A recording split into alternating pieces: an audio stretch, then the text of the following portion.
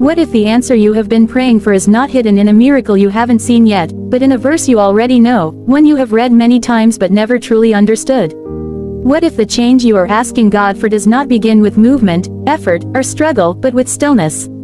There is a verse in the Bible that most people overlook because it does not sound dramatic. It does not promise instant breakthrough. It does not shout victory or success. Yet this verse has carried people through moments when nothing else could. It has spoken peace into chaos, strength into weakness, and hope into despair. The verse says, "Be still, and know that I am God." These words were not spoken in a peaceful moment.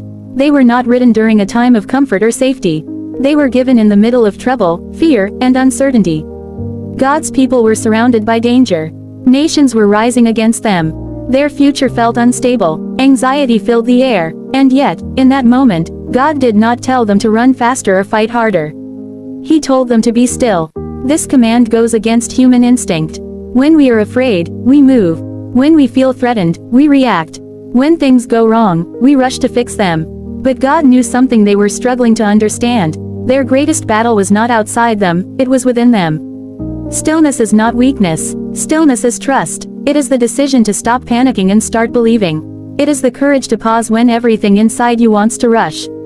When God says, "Be still," He is not asking you to ignore reality. He is asking you to recognize His authority over it. The people hearing this verse had seen God act before. They had witnessed miracles, protection, and provision.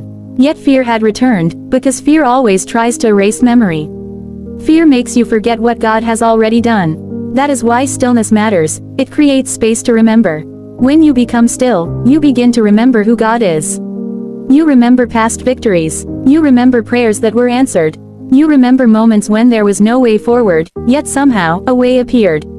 Be still, and know that I am God. Knowing God is not about information. It is about relationship. It is about trust built over time. It is about confidence that grows not because life is easy, but because God has been faithful. Many people believe in God, but few truly know Him. Belief says God can. Knowing says God will do what is right, even when I do not understand it. This verse invites us into deeper faith. Faith that does not depend on circumstances. Faith that does not collapse under pressure. Faith that remains steady when answers are delayed.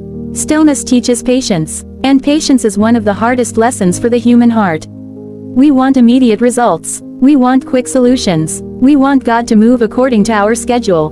But stillness reminds us that God's timing is not slow, it is perfect. Sometimes God delays action not to punish us, but to prepare us. Preparation often happens in silence. Growth often happens in waiting. Strength is